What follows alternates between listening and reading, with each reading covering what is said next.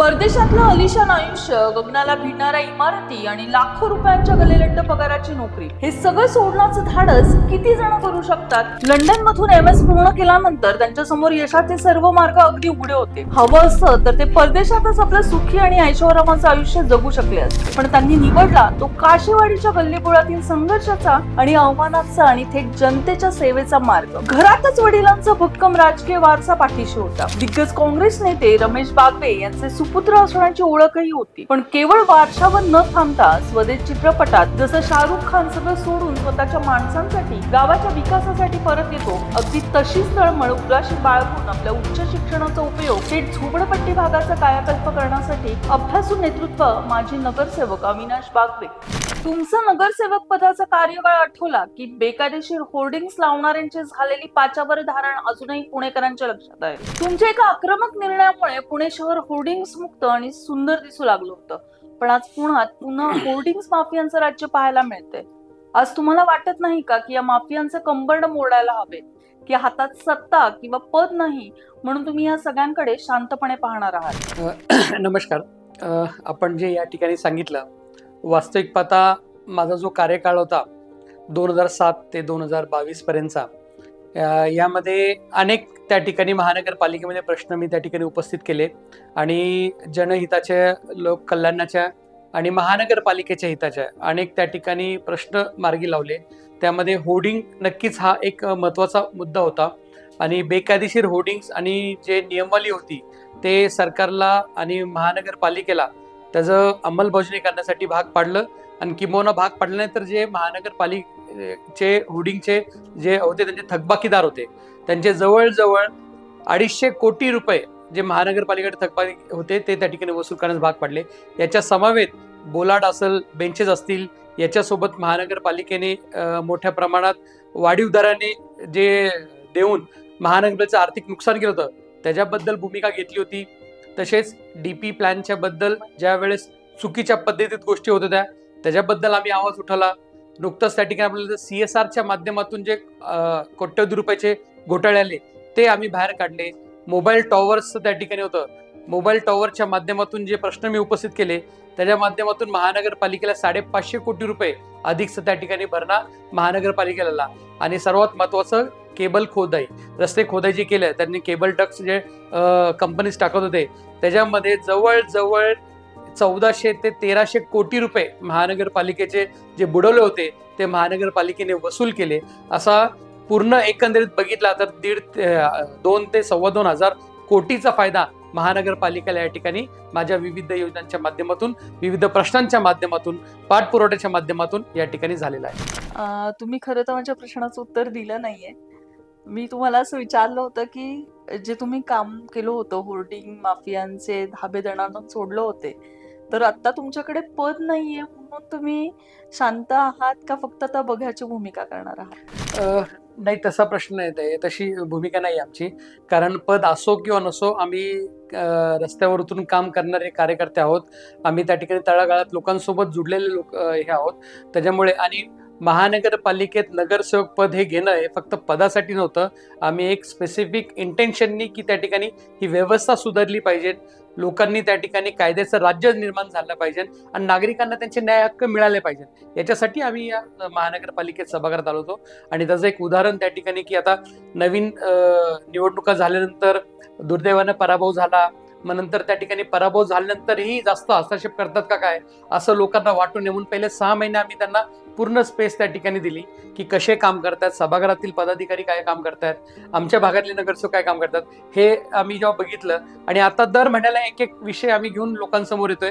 आता नुकताच त्या ठिकाणी कचरा प्रकल्पाचा विषय गेल्याच आठवड्यात मी प्रेस कॉन्फरन्स घेऊन त्या ठिकाणी महानगरपालिकेचे कसे 40 कोटी रुपये जास्त त्या ठिकाणी घेऊन त्या ठेकेदाराला कसा फायदा होतोय. आणि केवळ 40 कोटींचा विषय नाहीये, पर्यावरणाची इतकी मोठ्या प्रमाणात हानी होते की म्हणजे 4 ते 5 वर्ष तो व्यक्ती फक्त कचरा साठवतोय आणि तो जाळतोय, परंतु पूर्ण प्रक्रिया करायचा भासून त्या ठिकाणी कोट्यवधी रुपये महानगरपालिकेचे लाटतोय. हे आम्ही कागदोपत्री पुराव्यानिहाय त्या ठिकाणी महानगरपालिकेला सादर केले, माहितीच्या अधिकारात त्या ठिकाणी सादर केले. असे प्रत्येक ज्या ज्या गोष्टी चुकीच्या आम्हाला दिसतील त्या ठिकाणी, जे महानगरपालिकेच्या हिताच्या नाहीयेत, नागरिकांच्या हिताच्या ते नसतील आणि आर्थिक नुकसान करणार असतील, त्याच्यासाठी 100% आम्ही लढा उभारू. वेळोप्रसंगी त्यासाठी आंदोलन करायची वेळ आली तरी आम्ही त्या ठिकाणी करू. अनेक जण खरं तर तुम्हाला राजकारणी म्हणून ओळखतात, पण या राजकारणी चेहऱ्यामागे तुमची एक विशिष्ट ओळख आहे, ती म्हणजे नॅशनल ॲथलेटिक्स. आणि तुम्ही फुटबॉल प्लेअर पण आहात आणि याच एक खेळाडूला शांत बसवत नाही असं म्हणतात, ते खरं आहे. आणि याच पार्श्वभूमीवर तुम्ही भवानी पेठेमध्ये लहूजी क्रीडा संकुल म्हणून सुरू केलेलं आहे. तर या भवानी पेठेमध्ये सारख्या म्हणजे काशेवाडी सारख्या परिसरामध्ये तुम्ही जी काय म्हणतात मैदानी खेळांसाठी जी बीजं रोवलेली आहेत त्याबद्दल काय सांगाल? नक्कीच बरोबर ताई, तुम्ही म्हटलं की एखादा खेळाडू असेल तर तो त्या क्षेत्राशी आणि त्या खेळाशी अतिशय त्या ठिकाणी मनापासून जुडलेला असतो. आणि तसंच माझं त्या ठिकाणी मी ॲथलेटिक्स आणि फुटबॉलमध्ये 11 नॅशनल्स त्या ठिकाणी माझ्या शाळे आणि कॉलेज जीवनामध्ये खेळले होते. परंतु दुर्दैवाने नंतर टेक्निकल एज्युकेशन असल्यामुळे मला ते स्पोर्ट्स सोडावे लागलं आणि नंतर परदेशात मी गेलो त्या ठिकाणी. परंतु आल्यानंतर पुन्हा स्पोर्ट्सशी रिलेटेड त्या ठिकाणी आपण काहीतरी केलं पाहिजे या भूमिकेतून आम्ही अरुण कुमार वैद्य स्टेडियम या ठिकाणी तिथे उपक्रम चालू केली. वास्तविक आता माझ्या वडिलांनी तिथं इन्फ्रास्ट्रक्चर चांगल्या पद्धतीत केलं होतं. त्याला अपग्रेड कसं करायचं आणि तसंच विद्यार्थ्यांना घडवण्यासाठी आपण 2 पाऊल पुढं कसं जायचं हे या ठिकाणी आम्ही सुरू केलं. आणि त्याच्या माध्यमातून तिथं बॉक्सिंगचं देशातलं पहिलं इंडोर बॉक्सिंग स्टेडियम आणि महाराष्ट्रातलं त्या ठिकाणी फुल टाईम असलेलं ते आम्ही तिथं निर्माण केलं. जिम होती त्याला त्या ठिकाणी अपग्रेड केलं. तिथं लॉन टेनिसचे उपक्रम चालू केले, तिथं योगासना वर्ग चालू केले, कराटेचे क्लासेस चालू केले आणि अशा माध्यमातून एक क्रीडा संस्कृती रुजवण्याचं काम आम्ही त्या ठिकाणी केलं. हे करत असताना जसं आपण आयुष्याच्या वेगळ्या वेगळ्या ह्याच्या टप्प्यावर जातो तशी आपली भूमिका बदलतात. शाळा आणि कॉलेज जीवनामध्ये आम्ही खेळाडूच्या माध्यमातून आपल्या पुण्याचं नाव कसं लौकिक होईल असं राष्ट्रीय आणि आंतरराष्ट्रीय पातळीला आम्ही त्या ठिकाणी प्रयत्न करायचो. आता आम्ही त्या ठिकाणी क्रीडा त्या ठिकाणी ॲडमिनिस्ट्रेटर म्हणून त्या ठिकाणी असोसिएशनच्या माध्यमातून संघटनेच्या माध्यमातून नवीन नवीन खेळाडूंना कसं आपल्याला प्रोत्साहन देता येईल, त्यांना कशा सुविधा पुरवता येईल याच्यासाठी आम्ही प्रयत्न करतो. आणि मी स्वतः पुणे शहर बॉक्सिंग संघटनेचा शहराचा अध्यक्ष आहे, महाराष्ट्र बॉक्सिंग संघटनेचा मी उपाध्यक्ष आहे, पुणे शहर ॲथलेटिक्स संघटनेचा उपाध्यक्ष आहे. आणि हे संघटनांशी काम करत असताना तुमच्या बॉडी बिल्डिंगची संघटना असेल, फुटबॉलची संघटना असेल, यांच्याशीही क्लोजली जरी पदावर नसलो तरी क्लोजली त्यांच्यासोबत राहून त्यांचे काही अडचणी असतील, महानगरपालिकेचे असतील, मैदानाचे असतील, त्यांच्या उपक्रमांना काही मदत लागत असेल ती त्या ठिकाणी पूर्ण करून हे करतो. परंतु आमचा हेतू हाच आहे, खेळाडू घडला पाहिजे. आणि खेळाडू घडत असताना कोथरूड असेल, तुमचं कर्वेनगर असेल, पर्वती असेल, अशा चांगल्या उच्चप्रभू भागांमध्येच खेळाडू फक्त घडतील का, तर झोपडपट्टी भागामधील तळागाळातल्या विद्यार्थ्यांना देखील वाव मिळाला पाहिजे, खेळाडूंना देखील वाव मिळाला पाहिजे, याच्यासाठी आम्ही आमच्या भागात प्रयत्न करतो. आणि त्या प्रयत्नांना ते खेळाडू देखील तसा प्रतिसाद देतात. आज अरुण कुमार वैद्य स्टेडियम मध्ये जे लवजी वस्ताद बॉक्सिंग स्टेडियम आहे, तिथे लवजी वस्ताद बॉक्सिंग अकॅडमीच्या माध्यमातून जवळजवळ 350 विद्यार्थी त्या ठिकाणी स्टेट आणि नॅशनल खेळलेले आहेत. त्यातले 68 विद्यार्थी हे नॅशनल मेडलिस्ट आहेत, नॅशनल खेळलेले आहेत. तिथं सलमान शेख नावाचा विद्यार्थी हा त्याच मैदानात सराव करून एका नाव्याचा मुलगा गरीब घरातून आलेला, तो नॅशनल मेडल घेतो, इंटरनॅशनल मेडल घेतो, छत्रपती पुरस्कार घेतो आणि आज रेल्वेजमध्ये त्या ठिकाणी TC म्हणून काम करतो. तसंच रेनॉल्ड जोसेफ तो त्या भागात तिथं त्या स्टेडियमवर प्रॅक्टिस करून तो नॅशनल मेडलिस्ट झाला आणि त्याला छत्रपती पुरस्कार मिळाला. गिरीश पवार त्या मैदानात प्रॅक्टिस करून त्याला छत्रपती पुरस्कार मिळून आज रेल्वेचा ऑल इंडियाचा कोच आहे तो. आणि तिथे आमच्याच हरकानगरमध्ये 512 मध्ये राहणारी अल्माज शेख नावाची एक मुलगी, ती सलग 3 वर्ष ऑल इंडियाला त्या ठिकाणी गोल्ड मेडल घेत होती. असे अनेक खेळाडू त्या ठिकाणी आम्ही घडवलेत. चांगला गरीब घरातला विद्यार्थी मल्लेश धनगर हा त्या ठिकाणी महाराष्ट्राचा महाराष्ट्रश्री म्हणून मोठा बॉडी बिल्डर बनतो. असे अनेक विद्यार्थी त्या मैदानात बागवे साहेबांनी घडवले आणि त्यांच्या माध्यमातून त्यांच्या नेतृत्वामध्ये आमच्यासारख्या कार्यकर्त्यांनी त्या ठिकाणी घडवले. खूप सुंदर सर, तुम्ही जे सांगितलेलं आहे ते खरंच कौतुकास्पद आहे खूप. या सगळ्या गोष्टी ऐकून थोडं असं वाटत नाहीये का पुण्यासारख्या म्हणजे या जनतेला तुमचा हुरहुन्नरी नेता तर मिळालाच आहे, पण कुठेतरी खेळाडूचा चेहरा मागे पडलाय, ही खंत तुम्हाला स्वतःला वाटते का कधी?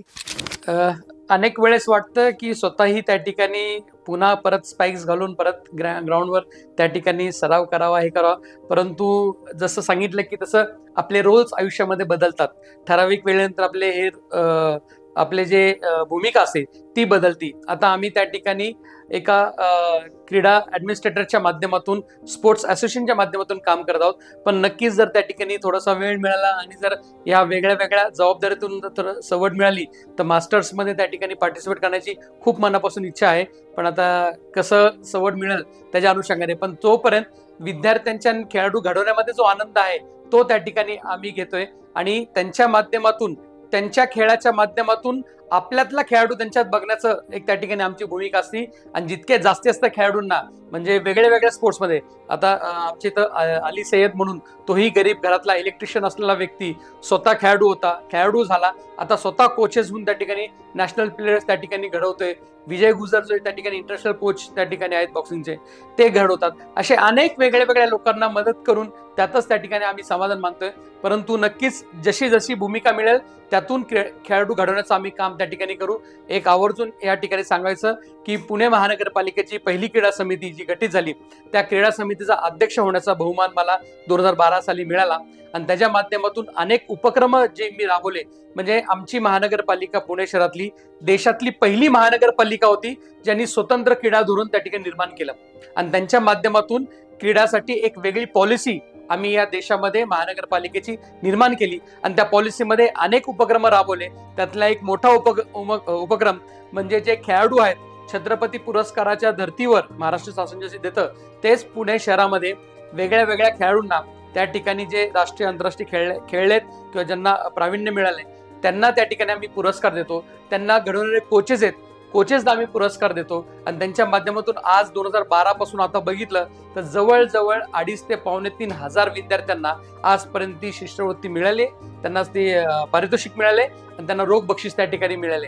अशा माध्यमातून, पॉलिसीच्या माध्यमातून एक साचेबंद उपक्रम राबवत, क्रीडा धोरण राबवून क्रीडा क्षेत्राचा प्रगती करण्याचं काम त्या ठिकाणी माझ्या कारकीर्दीत झालं, याचा मला सार्थ अभिमान आहे.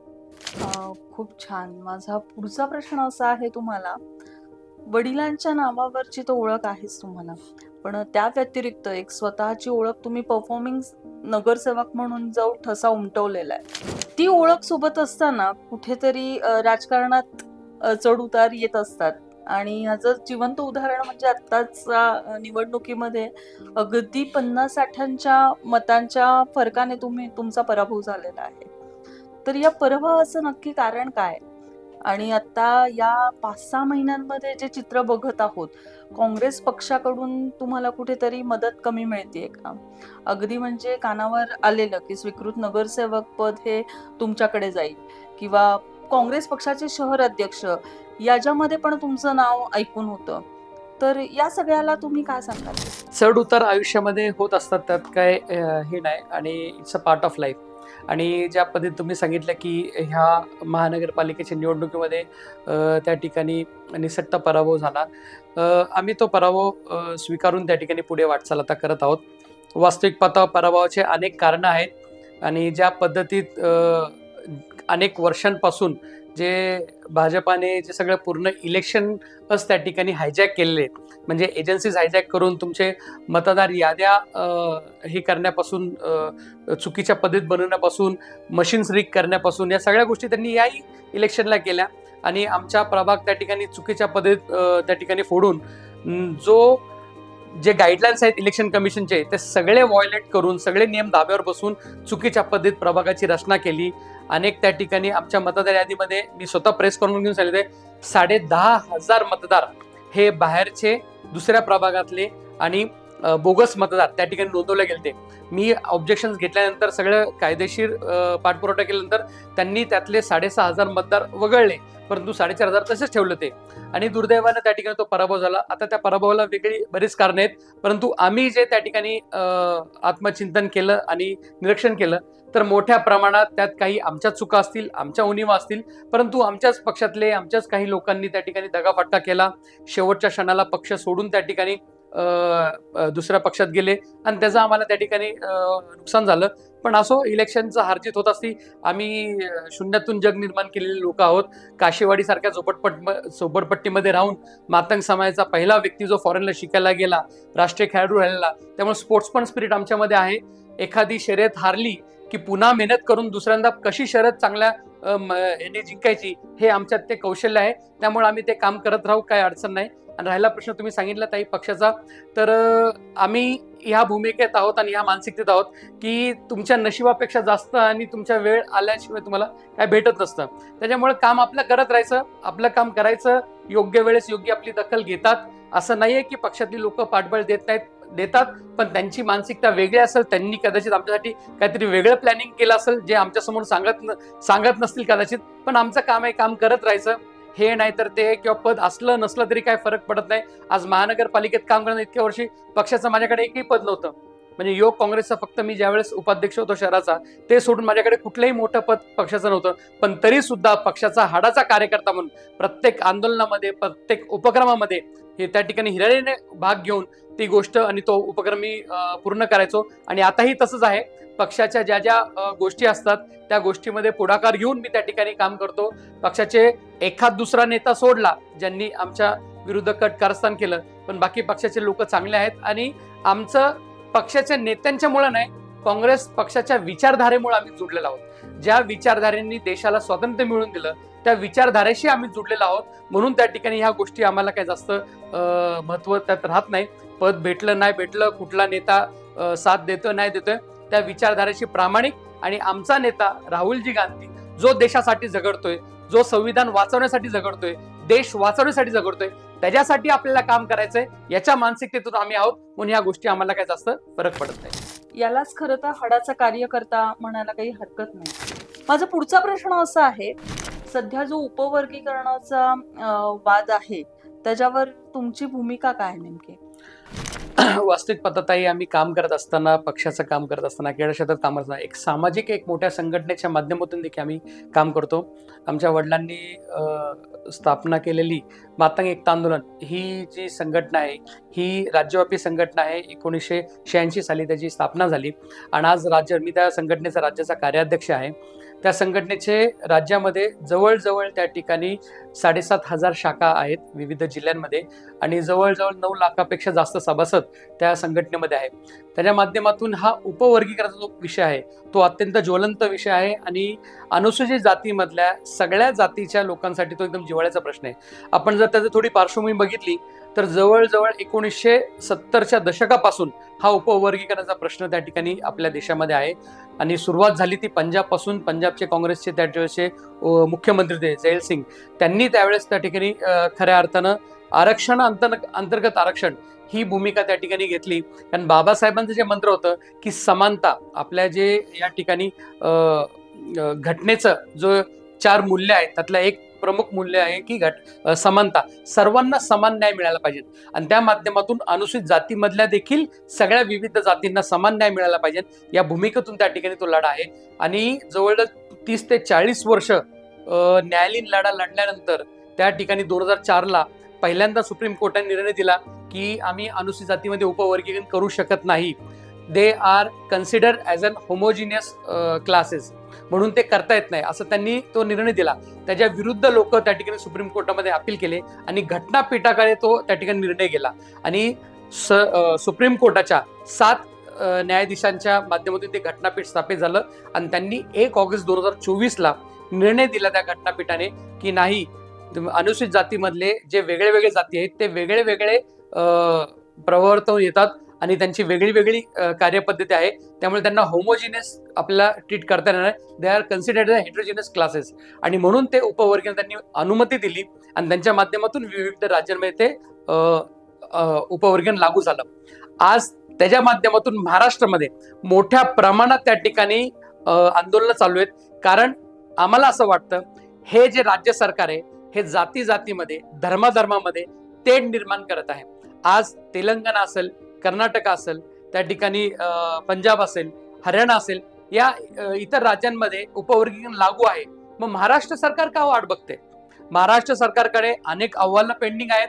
2023चा बार्टीचा अहवाल आहे, ज्याच्यामध्ये 59 अनुसूचित जातीच्या वेगळ्या वेगळ्या जातींची काय परिस्थिती आहे, सरकारी क्षेत्रामध्ये किती अधिकारी आहेत, विद्यार्थी किती शिकतात, कुठल्या जाती शिकतात, कुठल्या जातीच्या विद्यार्थ्यांना त्या ठिकाणी शिष्यवृत्ती मिळते, ही सगळी यादी त्यांच्याकडे आहे. त्याच्यानंतर सरकारकडे जेव्हा ही मागण्या झाल्या, वेगळे वेगळे आंदोलन झाले वेगवेगळ्या जातीच्या लोकांकडून, संघटनेकडून, त्यावेळेस 2024ला सुरुवातीला अभ्यास गट निर्माण केला, 2023 मध्ये अभ्यास गट निर्माण केला, ज्याच्यामध्ये तत्कालीन समाज कल्याणचे आयुक्त ओमप्रकाश बकोरिया यांच्या अध्यक्षतेखाली काही आमदार, काही सामाजिक संघटनेचे प्रमुख, काही अभ्यासक यांचं वेगळ्या वेगळ्या राज्यामध्ये जाऊन ह्या आरक्षणाचा अभ्यास केला त्यांनी. ते झाल्यानंतर रिटायर्ड हायकोर्टचे जज अनंत बदर यांच्या बदर समितीचा त्यांनी त्या ठिकाणी समिती गठीत केली आणि त्यांनी 6 महिन्यात ह्या उपवर्गीकरणाच्या माध्यमातून सर्व विश्लेषण करून त्या ठिकाणी आपला अहवाल द्यावा. त्या 6 महिन्याचा त्यांनी अहवाल देता आला नाही, 18 महिने त्यांनी काम केलं आणि एप्रिल 2026ला या वर्षी त्यांनी तो अहवाल सादर केला राज्य सरकारला. त्या अहवालावर देखील अभ्यास करण्यासाठी मुख्यमंत्र्यांनी राजेश अगरवाल जे मुख्य सचिव आहेत त्यांच्या नेतृत्वामध्ये 3 सेक्रेटरींची, म्हणजे राजेश अगरवाल असतील, समाज कल्याणचे हर्षदीप कांबळे आणि विधी समिती अर्थ समितीचे हे सचिव, अशा 3 सचिवांची त्यांनी समिती गठीत केली. त्यांनी देखील 2 आठवडे अभ्यास केला आणि तो अहवाल शासनाकडे दिला. परंतु हे सगळे अहवाल घेऊन शासन फक्त गप्प बसले आणि सत्ताधारी पक्षातल्या संघटनेचे काही निगडीत असलेले लोक, काही कार्यकर्ते नाही ते वक्तव्य करून 2 समाजामध्ये तेढ कसा निर्माण होईल असा त्या ठिकाणी प्रयत्न करतात. आणि विशेषतः आपण आज बघितलं, बौद्ध समाज असेल आणि मातंग समाज असेल यांच्यामध्ये एक मोठी दरी निर्माण करायचा प्रयत्न या राज्यामध्ये होतोय. आमच्या संघटनेच्या माध्यमातून या उपवर्गीकरणाला आमचा पूर्ण पाठिंबा आहे आणि हे उपवर्गीकरण तत्काळ लागू झालं पाहिजे. सरकारकडे सगळी आकडेवारी आहेत, त्याच्या अनुषंगाने त्यांनी त्या ठिकाणी ते करावं. जर त्यांना वाटलं तर त्या ठिकाणी अनुसूचित जातीच्या सगळ्या जातींनी आहे जनगणना झाल्यानंतर त्यांनी ते करावं, त्याचीही आमची अनुमती आहे. आणि जर तत्काळ करायचं असेल तर हरियाणा पॅटर्न जे आहे की अनुसूचित जातीमधले वंचित आणि लाभार्थी याचं त्या ठिकाणी आपण 2 गट करावं, अ आणि ब करून, आणि त्या अनुषंगाने ते लागू करावं. परंतु ते लागू करून अनुसूचित जातीमधले जे 59 जाती आहेत त्यातल्या काही ठराविकच 2-3 जातींना लाभ मिळतोय, बाकीच्या सगळ्या जाती त्यांच्या न्याय हक्कापासून वंचित राहतात. तर ते त्या ठिकाणी त्यांचं वंचित असलेलं मागासलेपण ते दूर करण्यासाठी सगळ्यांना समान न्याय मिळावा आणि हे उपवर्गीकरण लागू करावं अशी त्या ठिकाणी आमची मागणी आहे. माझा पुढचा प्रश्न असा आहे, तुमची जी आक्रमक राजकीय शैली जी आहे तीच कुठेतरी विरोधकांना एकत्र आणतीये का, आणि याच्यामुळे तुमचे राजकीय शत्रू वाढत आहेत असं तुम्हाला वाटतं का? होऊ शकतं असं, कारण ज्यावेळेस माणूस चांगलं काम करतो त्यावेळेस त्याला शत्रू बनवावे लागत नाही, ते ऑटोमॅटिक होतात. आणि त्या अनुषंगाने ज्यावेळेस इतके लोक एकत्र तुम्हाला पराभव करण्यासाठी पुढे येतात त्याच वेळेस तुम्ही समजलं पाहिजे की तुमचं काम योग्य दिशेने चालू आहे. तर त्या अनुषंगाने ते 100% ते करतात. पण त्यांनी कितीही तसा प्रयत्न केला, किती काय केलं, आम्ही आमचा आक्रमकपणा त्या ठिकाणी सोडणार नाही. लोकांच्या हितासाठी, नागरिकांच्या न्याय हक्कासाठी आमचा तो आक्रमकपणा तो नेहमी असणार आहे. प्रभागातले विषय असतील, महानगरपालिकेचे विषय असतील, सामाजिक विषय असतील, दलित, मुस्लिम, अल्पसंख्याकांच्या न्याय हक्कासाठी, कारण हे सरकार आणि त्यांच्याशी निगडीत असलेले काही सत्ताधारी लोक हे नेहमी दलित आणि अल्पसंख्याकांना त्या ठिकाणी दाबण्याचा प्रयत्न करतात, नाही त्या गोष्टीच्या माध्यमातून त्यांना त्या ठिकाणी त्रास देण्याचं काम करतात. परंतु असे कितीही त्यांनी प्रयत्न केले तर आमच्यासारखे कार्यकर्ते रस्त्यावर उतरून त्यांना जाब विचारतील आणि प्रत्येक त्या ठिकाणी नागरिकांच्या पाठीमागं, प्रत्येक त्या ठिकाणी वंचिताच्या पाठीमागं आम्ही त्या ठिकाणी ठामपणे उभे राहू. तुम्ही सांगितलं असं की इतक्या मोठ्या प्रमाणात विरोधक आणि हे कट कारस्थान करतात आणि काय करतात, त्यांना काहीही करून द्या. आम्ही त्या ठिकाणी, आम्हाला माहिती आहे की जनता आमच्या सोबत आहे आणि त्या अनुषंगाने आम्ही काम करतो. म्हणून ते म्हणतात ना की जब टूटने लगे हौसला तो इतना याद रखना कि बिना मेहनत के तक तो ताज नहीं होते और ढूंढ लेते हैं अंधेरों में भी अपनी मंजिल, क्योंकि जुगनू कभी रोशनी के मोहताज नहीं होते. काशीवाडी भागाचे चित्र आजही बदललं नाही. त्या ठिकाणी काशीवाडीमध्ये पोलीस चौकी बांधून कायदा सुव्यवस्था त्या ठिकाणी राखण्याचा प्रयत्न केला. त्यांच्या कार्यकर्त्यांसमवेत त्या ठिकाणी त्यांनी बऱ्याच वेगळे उपक्रम राबवून चांगलं काम केलं. ज्या वेळेस मी त्या ठिकाणी काशीवाडीमध्ये समाजकारणामध्ये आणि राजकारणामध्ये त्या ठिकाणी पदार्पण केलं 2005-2007 मध्ये, त्यावेळेसपासून त्या ठिकाणी आम्ही शिक्षणाकडे जास्त लोकांना आकर्षित करण्याचं काम केलं, विद्यार्थ्यांना शिक्षणासाठी प्रोत्साहित करण्याचं काम केलं. म्हणून आपण तो जो काळ जर बघितला 2007 ते 2017 पर्यंत, ह्या 10 वर्षामध्ये मोठ्या प्रमाणात गुन्हेगारी कमी झाली होती, मोठ्या प्रमाणात धंद्यांचं त्या ठिकाणी अवैध धंदे कमी झाले होते, नियंत्रित झाले होते. हे चित्र आपण बघितले. आणि आता ह्या मागच्या 3-4 वर्षामध्ये तर ते एक वेगळ्या स्तराला गेलेले, म्हणजे कोणी कोणाचं ऐकत नाहीत. पोलीस प्रशासनाने त्या ठिकाणी सगळे हवालदिल झालेत आणि सगळे त्या ठिकाणी केवळ कमर्शियल आणि पैसे त्या ठिकाणी कलेक्शनच्या मागे राहिलेत. आणि म्हणून आपण बघितलं, हजारो कोटींचे ड्रग्स फॅक्टऱ्या पुण्यात आणि पुणे शहराच्या आसपास सापडत आहेत. आज त्या ठिकाणी जे गुन्हेगार आहेत ते ससून हॉस्पिटलमध्ये थांबून 8-8, 9-9 महिने त्या ठिकाणी ड्रग्सचं रॅकेट चालवतात. हे कशाचे लक्षण आहेत? हे कायदा सुव्यवस्था, गृह खात्याची त्या ठिकाणी पकड नाहीये, त्या ठिकाणी जे गृहमंत्री आहेत त्यांचं त्या ठिकाणी लक्ष नाहीये.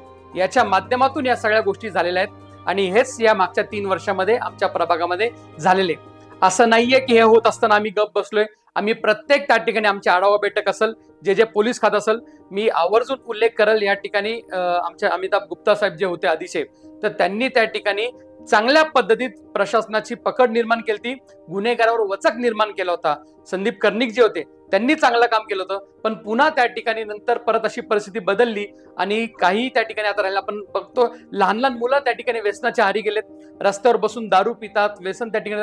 यांना हे एमडीच्या गोळ्याने ड्रग्स भेटतात कुठनं? नवनिर्वाचित सगळे नगरसेवकांचं जे आढावा बैठक झाली अख्ख्या शहरामध्ये, केवळ काशेवाडीच नाही, अख्ख्या शहरामध्ये ताडीलवार रोड असेल, मार्केट यार्ड असेल, बिबवेवाडी असेल, त्या ठिकाणी नगर रोड असेल, येरोडा असेल, सगळ्याकडच्या नगरसेवकांनी पोलीस कमिशनर समोर एवढीच तक्रार केली की मोठ्या प्रमाणात अवैध धंदे वाढलेत, 2 नंबरचे धंदे वाढलेत आणि याच्या माध्यमातून तरुणांमध्ये व्यसनाचं प्रमाण वाढले.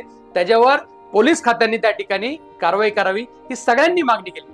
आपण समजून घेतलं पाहिजे, आम्ही जर त्या ठिकाणी कुठला अवैध धंदा बंद करायला गेलो आणि तिथं भांडणं झाली तर तो अवैध धंदा जो करतोय, बेकायदेशीर काम करतोय, त्यांनी क्रॉस कंप्लेंट दिली तर आमच्यासारख्या कार्यकर्त्यावर पण गुन्हे दाखल करतात. ही परिस्थिती आजकालच्या पोलिसांची. हे आधी घडत नव्हतं. आधी पोलीस त्या ठिकाणी कोण कोणाच्या विरुद्ध तक्रार करतोय, त्याचा मोटिव्ह काय, त्याचा इंटेन्शन काय, त्याची कृती काय हे बघत होतं. आताचा पोलीस खात्या तसं बघत नाहीत आणि म्हणून सामान्य कार्यकर्ते पुढे येण्यासाठी त्या ठिकाणी घाबरतात. ही आजची परिस्थिती आहे. आणि म्हणून तुम्ही जो प्रश्न विचारला त्याच्या माध्यमातूनच केवळ काशेवाडी नाही, अख्ख्या पुणे शहरातल्या त्या ठिकाणी झोपडपट्टीमध्ये व्यसनाचं प्रमाण आणि अवैध धंद्याचं प्रमाण वाढलेलं. तुम्ही अगदी बरोबर बोललात की हे प्रमाण वाढलेलं आहे, पण ही आजची परिस्थिती नाहीये. आज तुम्ही आता विरोधकांच्या खुर्चीवर आहात म्हणून तुम्ही हा मुद्दा उचलत आहात की बाबा सत्ताधारी आहे, मंत्री आहेत, संत्री आहेत, हे सगळं त्यांना काय म्हणतात, त्यांचा वरद हस्त आहे असं तुमच्या म्हणण्यानुसार झालेलं आहे. पण परिस्थिती बघता काशेवाडी हा एरिया अगदी म्हणजे तुमच्याकडे पद असताना सुद्धा तसाच होता. तेव्हा पण अंमली पदार्थ मिळण्याचं हब म्हणजे काशेवाडीच होतं. अगदी पुणे, हडपसर, जवळपास कॅम्प या सगळ्या एरियातनं जे मुलांना ड्रग्स मिळणारं किंवा अंमली पदार्थ मिळण्याचं ठिकाण, हब म्हणू शकतो आपण, ते काशेवाडीमध्येच होतं. तर मग तेव्हा तुमच्याकडे पद असताना सुद्धा पोलीस कारवाया का झाल्या नाहीयेत? आणि जर झाल्या असतील तर ते आज का थांबलेलं नाही? तुमची माहिती तुम्ही एकदम बरोबर बोललात, पण ती थोडीशी विसंगत, अर्धवट माहिती आहे. कारण पूर्वी काशेवाडी ड्रग्सचा हब नव्हता कधी. 2017-18 पर्यंत किंवा कोविड पर्यंत ती परिस्थिती नव्हती. 2 नंबरचे धंदे होते, काही प्रमाणात त्या ठिकाणी दारूचे धंदे, गांजा विक्री व्हायची. परंतु ज्या पद्धतीत हे एमडी ड्रग्ज आहेत, गोळ्या आहेत, हे जे आहेत, हे आता त्या ठिकाणी मोठ्या प्रमाणात हे विकायला. त्यावेळेस नशा कुठली व्हायची? व्हाईटनरची नशा व्हायची, जे मेडिकलमध्ये मिळायचे, जे त्या ठिकाणी कफ सिरप असायचे त्याच्या माध्यमातून व्हायचे. आणि त्या ठिकाणी दारूचे धंदे होते, हे पण कमी प्रमाणात होते, नियंत्रित होते. कारण 100% पूर्ण करण्यासाठी त्या ठिकाणी आमच्यासारख्या कार्यकर्त्याला पूर्ण ताकद दिली पाहिजे आणि प्रशासनाने पूर्ण आपलं काम केलं पाहिजे. एक अधिकारी करतो तो दुसरा त्या ठिकाणी पळवाट काढतो, अशी परिस्थिती आपण बघितली. पण हे करत असताना जसं आपण म्हणतो की कायद्याचे किती कठोर कायदे केले, पण पूर्ण त्या ठिकाणी समाजामधलं सगळं त्या ठिकाणी हे 100% होऊ शकत नाहीत. परंतु नियंत्रित ठेवण्यासाठी प्रशासनाने काम करणं गरजेचं आहे. परंतु पूर्णपणे व्यसनमुक्ती करण्यासाठी सगळ्या स्थळातून नुसतं राजकीय एका पक्षाने म्हणजे विरोधक आहो किंवा सत्ताधारी असो दोघांनी प्रयत्न केले पाहिजेत, सामाजिक संघटनेने प्रयत्न केले पाहिजे आणि विशेष त्या ठिकाणी वचक ही पोलीस खात्याची असले पाहिजे, तरच ते होऊ शकतं असं माझ्यासारख्या कार्यकर्त्याला त्या ठिकाणी वाटतं. अगदी बरोबर. तुम्ही आता जसं म्हणालात की सत्ताधारी असो विरोधक असो यांच्या सहकार्यानेच या गोष्टी कुठेतरी स्टॉप होतील आणि अगदी महत्वाचं काम जी भूमिका पार पडते ते पोलीस. तर मग पोलीस आता तिथे कारवाया का करत नाहीयेत? अंमली पदार्थ घेण्यासाठी प्रत्येक जवळपासच्या एरियामधले मुलं तिथे जात आहेत, आपल्याला दिसतात, आपण रोज बातम्या ऐकतोय. तर मग तिथे पोलिसांची कारवाई का होत नाहीये? असं नाहीये ताई की फक्त काशीवाडीचं सगळं मिळतं. काशीवाडीचं त्यामुळे तसं नाही, सगळ्या म्हणजे झोपडपट्टीमध्ये सांगण्याचा हा आणि मूळच वस्ती म्हणजे पातळीवर मिळतात. काशीवाडी असो कोणवा असो कुठेही जिथे अंमली आता हे पदार्थ का मिळतात आणि पोलीस काय कारवाई करत नाही त्याचं उत्तर तर खात्यातले अधिकारीच देऊ शकतात, कारण I am not authorise to do that. परंतु हे करत असताना जे कार्यकर्त्यांना वाटतं यात आर्थिक गणित खूप मोठ्या प्रमाणात आहे, यात राजकीय हस्तक्षेप खूप मोठ्या प्रमाणात आहे. अधिकारी काही चांगले अधिकारी असतील पण त्यांना काम करून दिलं जात नाहीत. हा माझा कार्यकर्ता आहे, तो माझा पक्षाशी निगडीत आहे. आज तुम्ही बघितलं की इतक्या मोठ्या प्रमाणात हजारो किलोचे ड्रग्ज सापडतात. हे काय रातोरात येतात का? हे काय एका दिवसात येतात का? हे काय एकाच व्यक्तीच्या माध्यमातून येतात का? हे मोठ्या मोठ्या टोळ्या त्या ठिकाणी सक्रिय आहेत आणि हे ऑर्गनाइज पद्धतीने हा सगळा सिंडिकेट चालतो. म्हणजे वरतून पासून खाली गावा पातळीपर्यंत किंवा शहरातल्या झोपडपट्टीपर्यंत हे मोठ्या प्रमाणात हे रॅकेट आहे. आणि जसं मी सांगितलं की याच्यामध्ये सगळ्या जे व्यक्ती आहे म्हणजे विरोधक असतील, सत्ताधारी असतील, सामाजिक कार्यकर्ते असतील, त्या ठिकाणी प्रसार माध्यम असेल, आपल्यासारखं चांगले लोक आणि पोलीस खातं या सगळ्यांनी मिळून केलं तरच त्या ठिकाणी आपण या गोष्टी समाजातून हद्दपार करू शकतो. ह्या त्या ठिकाणी आपण याचा विचार केला पाहिजे. अगदी योग्य परिस्थिती, योग्य बाजू तुम्ही दाखवून दिलेली आहे. माझा पुढचा प्रश्न असा आहे की पुणेकरांनी बागवे कुटुंबाला इतक्या संधी दिल्या. अगदी 35 वर्ष तुमच्याकडे राजकीय पटलावर स्थायी समितीचे अध्यक्षपद होते, सभागृह नेतेपद होते, गृहराज्यमंत्रीपद होते आणि इतकी सारी पदं असताना आता सध्या तुमच्याकडे काहीच पद नाहीये. तर तुम्ही याच्यावर काही आत्मपरीक्षण केलंय का? आत्मपरीक्षण तर तसंही आवश्यकता नाही, कारण त्या ठिकाणी अनेक गोष्टी जे समोरच घडत असतात त्यामुळे आपण त्याचे साक्षीदार आहोत आणि सगळं त्या ठिकाणी माहिती आहे. फक्त योग्य वेळेस योग्य गोष्टी होतील. बरोबर त्या ठिकाणी ज्या लोकांनी काही या कुरघोड्या करायचा प्रयत्न केलाय ते 100% योग्य वेळेस गोष्ट होतील. पण आम्ही कार्यकर्ता च्या माध्यमातून घडलेलो आहोत. आम्ही त्या ठिकाणी हाडाचे कार्यकर्ते आहोत आणि रस्त्यावर उतरून फील्डवर काम करणारे कार्यकर्ते आहोत. त्यामुळे पद असलं नसलं की आम्हाला काही जास्त तसा फरक पडत नाही. जसं मी सांगितलं की आमच्या कुटुंबांना लोकांनी खूप भरभरून प्रेम दिले, पक्षांनी साथ दिली, परंतु आमच्याकडे पद असलं काय नसलं काय आम्ही संघटनात्मक काम करणारे लोक आहोत. आमची मातनाईक तांदूळ संघटना असेल, क्रांतीवीर लवजी वस्ताद साळवे प्रतिष्ठान असेल किंवा आमचा काँग्रेस पक्ष असेल, अनेक त्या ठिकाणी आम्ही उपक्रम राबवतो आणि लोकांशी निगडीत, लोकांशी त्या ठिकाणी संबंध ठेवून आणि त्यांच्या जिव्हाळ्याचे प्रश्न हाताळणारे आम्ही कार्यकर्ते आहोत. म्हणून आम्हाला पद असलं काय नसलं काय आम्हाला काही फरक पडत नाही. तुम्ही म्हणालात ते अगदी बरोबर पण आहे कुठेतरी, पण कुठेतरी असं वाटत नाही का तुम्ही या सगळ्या पार्श्वभूमीवर कुठेतरी तुम्ही कमी पडलात? नाही, कमी पडल्यासारखं असं वाटत नाही ताई, कारण आजही तुम्ही पत्रकार असतील, पोलीस खाता असेल, महानगरपालिका असेल किंवा राज्य प्रशासन, बागवे नाव नुसतं सांगितलं तरी त्या ठिकाणी अनेक लोकांची कामं होतात. त्यामुळे तसं काही आवश्यकता नाहीये. परंतु हा मी मोठ्या गर्वानी बोलत नाही, हा मी यांनी विश्वासाने आणि त्या ठिकाणी माझ्या अनुभवाने सांगतोय. कारण अनेक लोक आजही आमच्या नावाने त्या ठिकाणी कामं करतात आणि हे करतात. हे एका रातोरात झाले नाहीये. जसं मी सांगितलं की 40 वर्ष त्या मागचा प्रवास आहे आणि त्या मागचं काम आहे. आणि म्हणून त्या ठिकाणी ते म्हणतात ना की आज भी हम हमारे जिगर में दम रखते हैं, आज भी हम हमारे जिगर में दम रखते हैं और उड़ जाते हैं होश अच्छे के जब भी हम महफिलों में कदम रखते हैं. याआधी तुमच्या अवतीभोवती अगदी मागे पुढे 50-100 कार्यकर्ते असायचे, अगदी प्रचंड गर्दी असायची, पण आज बघितलं तर कुठेतरी कार्यकर्त्यांची गर्दी विरळीत झालेली दिसते. तर याच्या मागचं नक्की कारण काय? तशी परिस्थिती नाही येत आहे. तुम्ही जर बघितलं तर आजही आमच्या ऑफिसला लोक येतात. म्हणजे त्यांना माहिती आहे की नगरसेवक नाही आहे तरी सुद्धा कामं घेऊन येतात. अनेक नुसतं आमच्या प्रभागातले नाहीत, पुणे शहरातले कामं येतात, महाराष्ट्रभरातून आमच्या संघटनेच्या माध्यमातून कार्यकर्ते येतात. आणि गर्दी आहे का नाही आहे हे मी सांगण्यापेक्षा, आपणच आपली पाठ थोपटण्यापेक्षा तुम्ही माझं फेसबुकचं अकाउंट ओपन करा, माझं पेज ओपन करा आणि मागच्या या 5-6 महिन्यातले आमचे वेगवेगळे उपक्रम, मग त्यातले मोर्चे असतील, आंदोलन असतील, आमच्या भागातल्या पालखीसाठी आम्ही केलेले उपक्रम, राबवलेले उपक्रम असतील, विद्यार्थ्यांच्यासाठी केलेले कार्यक्रम असतील किंवा क्रीडाचे त्या ठिकाणी 2-3 स्पर्धा घेतले ते असतील, त्या अनुषंगाने ती गर्दीच बघून तुम्हाला कळेल की त्या ठिकाणी की लोक आहेत का नाही आहेत.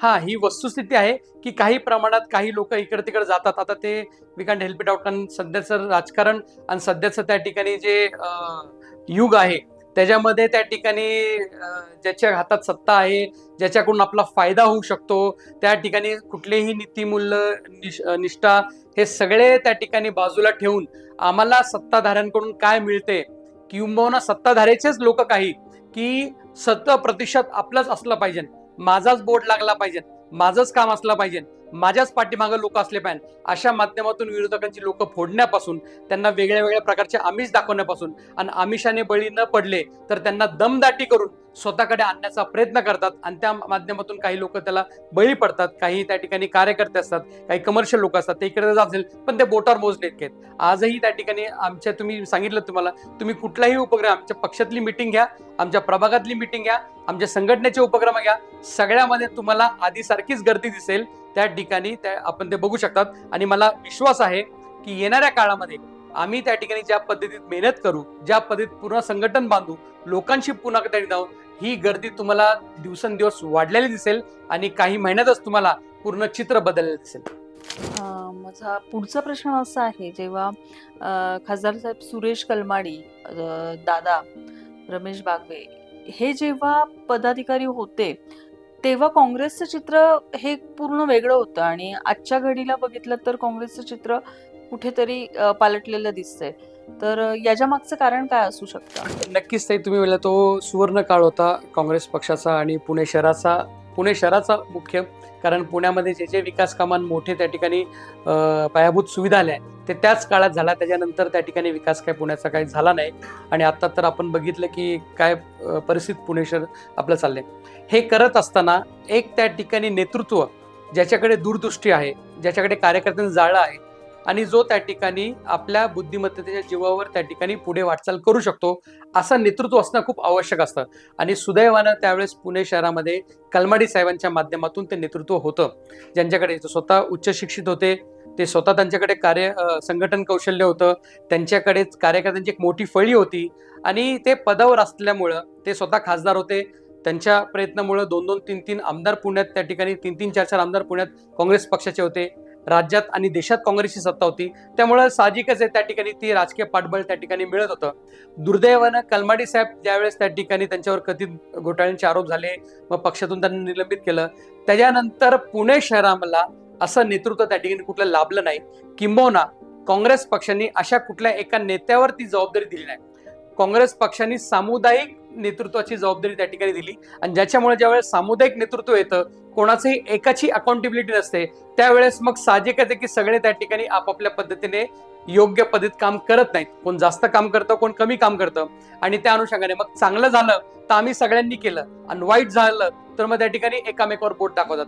ही परिस्थिती त्या ठिकाणी निर्माण झाली. आणि दुर्दैवानं जसं राहुल गांधींनी अनेक वेळेस सांगितलं की काँग्रेस पक्षामध्येच काही स्लीपर सेल्स आहेत, जे भाजपचे, जे त्या ठिकाणी पक्षामध्ये दुफळी निर्माण करायचा प्रयत्न करतात. त्यांना पहिलं शोधलं पाहिजे आणि त्यांचा त्या ठिकाणी आपण योग्य उपचार केला पाहिजे. आणि तीच परिस्थिती पुण्यामध्ये देखील आहे.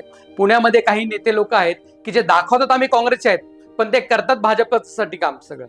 ज्या ठिकाणी राज्यामध्ये आणि पुण्यामध्ये थांबून भाजपला कशी मदत होईल, आपल्या केल्या काही गोष्टी केल्यामुळे चुकीच्या लोकांना पदभार द्यायचा, चुकीच्या लोकांना पाठबळ द्यायचं आणि चांगले लोक असले की त्यांचे पाय खेचायचे, त्यांना अडचणीत आणायचं, त्यांच्यावर कुरघोडी करायचे, हे करण्याचं काम त्या ठिकाणी करतात. परंतु हे जास्त दिवस चालणार नाही, कारण देशातले नेते आणि हे सगळ्यांना या गोष्टी आता कळलेल्या आहेत आणि काही लोकांनी पुराव्यानिहाय त्यांच्याकडे त्यांनी सादर केल्यात. म्हणून 100% मला पूर्ण खात्री आहे काही वर्षात काँग्रेसचा जो जुना काळ होता तो पुन्हा त्या ठिकाणी येणार आहे आणि पुन्हा त्या ठिकाणी कार्यकर्ते ज्या जोमाने कामाला लागलेत त्या माध्यमातून पुण्यामध्ये पुन्हा एक चांगलं नेतृत्व उभं राहून काँग्रेसचे जुने दिवस परत येतील असं मला त्या ठिकाणी आवर्जून सांगावंसं वाटतं.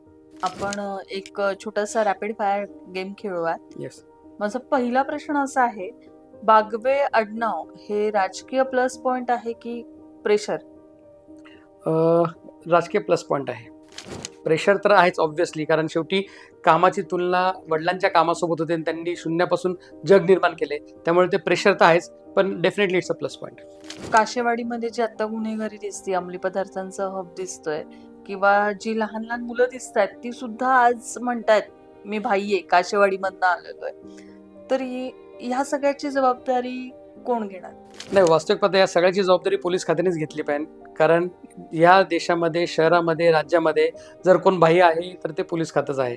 कारण कायद्याचं राज्य निर्माण करण्याचं असेल तर पोलीस खात्याने कायद्याचा त्या ठिकाणी बडगा त्या ठिकाणी हे केला पाहिजे आणि कायदा प्रस्थापित केला पाहिजे. त्यामुळे जबाबदारी त्यांचीच आहेत. हा, त्याला हातभार आमच्यासारख्या कार्यकर्त्यांनी लावला पाहिजे, परंतु शेवटी गुन्हे दाखल आम्ही नाही करत. एखादा जर गुन्हेगार कुठला कायदा मोडतो तर त्याच्यावर गुन्हा हा पोलीस खातंच त्या ठिकाणी येतं, पण पोलीस खात्याची ती त्या ठिकाणी जबाबदारी आहे. तुमच्या आसपासची जी गर्दी आहे ती निष्ठावंतांची आहे की सत्तेच्या लालसेपोटी आलेले जवळ? नाही नाही, आमच्या अवतीभोवती निष्ठावंतच आहेत, जीवाला जीव देणारे कार्यकर्ते आहेत. कारण पिढ्याना पिढ्या आमच्यासोबत निगडीत लोक आहेत. म्हणजे ज्यांचे वडील दादांसोबत कार्यकर्ते होते, काही लोकांचे आजोबा दादांसोबत कार्यकर्ते होते, ते आमच्यासोबत आहेत, त्यांची मुलं आमच्यासोबत आहेत. तर हे इतकं प्रेम आणि हे कुठल्या एखाद्या पदासाठी किंवा एखाद्या लालसेपोटी भेटत नाहीत. हे मनापासून जेव्हा तुमचे संबंध जुडतात, नाते जुडतात, त्याच वेळेस त्या ठिकाणी होतात. हा, आता 100मधला एखाद दुसरा असतोच कोणतरी तो लालसा पोटी आला असतो, पण आमच्यासोबत जुडलेले अनेक, म्हणजे माझं लहानपणी बघितलेले मी कार्यकर्ते आहेत, त्यांची मुलं आता आमच्यासोबत काम करतात. त्यामुळे पिढ्याने पिढ्या काम करणारे सोबत लोक आहेत, ते निष्ठेने आणि प्रेमानेच त्या ठिकाणी आहेत. काँग्रेस पक्ष is going to bounce back again. पुन्हा देशाची त्या ठिकाणी पदभार काँग्रेस पक्षाच्या हाती येणार आहे आणि पुन्हा कायद्याचं राज्य देशामध्ये आणि राज्यामध्ये प्रस्थापित होणार आहे. वाट बघा. शरद पवार मोठे नेतृत्व, महाराष्ट्रातलं मोठं नेतृत्व आणि अनेक कार्यकर्ते घडवणारं मोठं नेतृत्व. भाजपा चोर. भाजपा म्हणजे केवळ भ्रष्टाचार आणि चोरांना घेऊन चालणारा पक्ष आहे. कुठलीही गोष्ट, एकही गोष्ट त्यांनी जी सांगितली आहे ती कधी केली नाही. ज्या गोष्टी त्यांनी सांगितल्यात सगळ्या त्या ठिकाणी नाकारल्यात. जे वादे केलेत सगळे त्यांनी त्यापासून मुखारलेत आणि केवळ भ्रष्टाचारी गुंड प्रवृत्तीच्या लोकांना सोबत घेऊन त्यांना आमच्यात घेऊन कसं आम्ही वॉशिंग मशीनमध्ये टाकून शुद्ध करतोय एवढं सांगण्याचं काम करतात आणि अत्यंत घातक असा पक्ष आहे. जाता जाता एक युवकांना संदेश द्यायचा असेल तर तुम्ही काय सांगणार? वास्तविक पाहता युवकांमध्ये एक वेगळी शक्ती, एक वेगळी ऊर्जा असते आणि त्याचं प्रमाण आपण ह्या गेल्या काही दिवसांमध्ये, काही आठवड्यांमध्ये आपण बघितलं की ज्या पद्धतीत राहुलजी गांधींनी 2024मध्ये असेल किंवा गेल्या काही वर्षांमध्ये संसदेमध्ये त्या ठिकाणी त्यांनी प्रश्न मांडून नीटचे पेपर फुटतात आहे आणि मोठ्या प्रमाणात त्या ठिकाणी विद्यार्थी भवितव्य त्या ठिकाणी वेटीस धरल्या जाते. हे त्यांनी पुराव्यानिहाय त्या ठिकाणी सांगितलं, पण सत्ताधारी पक्ष म्हणजे राजनाथ सिंग तर इतक्या मोठ्या प्रमाणात त्याने ऑन रेकॉर्ड चालते की या UPA की सरकार थोडी ह्या पर इस्तीफा नाही होते, कुणी सांगितलं म्हणून आम्ही काय राजीनामे देत नाहीत. परंतु तरुणाई जेव्हा रस्त्यावर उतरली आणि केवळ म्हणजे अभिजित दिपके यांनी कॉंग्रेस जनता पार्टीच्या माध्यमातून जे त्या ठिकाणी आंदोलन उभा केलं, हे काही वर्षांचं नव्हतं. इन बिन 2 ते 3 महिन्यामध्ये सगळे झालं. म्हणजे युवकांमध्ये इतकी शक्ती आहे, जर ते त्या ठिकाणी ते पुढे आले तर काय करू शकतात याचं उदाहरण त्या ठिकाणी त्यांनी दाखवलं. त्यामुळे त्यांना हलक्यात घेण्याचा प्रयत्न राज्यातल्या आणि केंद्रातल्या सरकारने घेऊ नये, किंबहुना त्यांना गृहीत धरण्याचं पण त्या ठिकाणी त्यांनी चूक करू नये. ते संघटित आले तर काय करू शकतात हे त्यांनी दाखवलंय. माझी युवकांना फक्त एवढीच विनंती आहे, फक्त नैराश्य होऊ नका. त्या ठिकाणी तुमची शक्ती फक्त योग्य दिशेला लावा. कारण मी बघितलंय की पोटेन्शियल खूप आहे. एखाद दुसरा कोण रील स्टार किंवा कॉमेडी कोण नाचला किंवा काय आला किंवा कोणी काय अभद्र भाषा वापरली म्हणून सगळेच वाईट अशातला भाग नाही. खूप टॅलेंटेड असतात आजकालची युथ, खूप त्या ठिकाणी आपल्यापेक्षा पुढचा विचार करून त्या ठिकाणी काम करणारे असतात. त्यांच्यामध्ये एक चांगली ऊर्जा आहे, फक्त ती योग्य दिशेला आपण त्या ठिकाणी लावली पाहिजे. एवढंच या ठिकाणी मी सांगू इच्छितो. फक्त ज्या पद्धतीत म्हणजे जे मी सांगितले की नैराश्य होऊ नका, कारण आपण आकडेवारी बघितल्या 2014 पासून तर 2026 पर्यंत ह्या मागच्या 10-12 वर्षामध्ये त्या ठिकाणी 10 लाख विद्यार्थी, 10 लाख युवक आणि विद्यार्थी यांनी आत्महत्या केलेली आहे. म्हणजे दर वर्षाला त्या ठिकाणी 1-1 लाख लोक मेलेले. म्हणजे इतक्या मोठ्या प्रमाणात त्या ठिकाणी जर विद्यार्थी आणि लोक आत्महत्या करत असतील तर याचा विचार सरकारने केला पाहिजे. युवकांसाठी आपण धोरण आखलं पाहिजे. आणि म्हणून युवकांना त्या ठिकाणी विनंती आहे, कितीही तुम्हाला त्या ठिकाणी काही हे आला, तुम्हाला प्रयत्नाला यश प्राप्त झालं नाही तर तुम्ही निराश होऊ नका. कारण त्या ठिकाणी आयुष्यामध्ये अनेक गोष्टी करण्यासारख्या आहेत. खेळ आहे, विज्ञान आहे, कला क्षेत्र आहे, शिक्षण क्षेत्र आहे. अनेक या गोष्टीमध्ये तुम्ही त्या ठिकाणी प्रावीण्य मिळवून तुमचं नावलौकिक करू शकता. परंतु एखाद्या परीक्षेमध्ये जर तुम्हाला त्या ठिकाणी अपयश आलं तर निराश होऊ नका. संधी खूप आहेत. संधीचं सोनं करण्यासाठी प्रयत्न करा आणि तुमच्यातली शक्ती आणि तुमच्यातली ऊर्जा ही ओळखून आपण त्या ठिकाणी योग्य मार्गाने लावली तर देश घडवण्याची ताकद तुमच्यामध्ये आहे आणि नक्कीच तुमच्या माध्यमातून देशात बदल होऊ शकतो हे तुम्ही दाखवून दिले आणि ते त्या ठिकाणी आपण भविष्यात करूया एवढंच या ठिकाणी सांगतो आणि युवा शक्तीला सलाम करतो या ठिकाणी आणि थांबतो. धन्यवाद.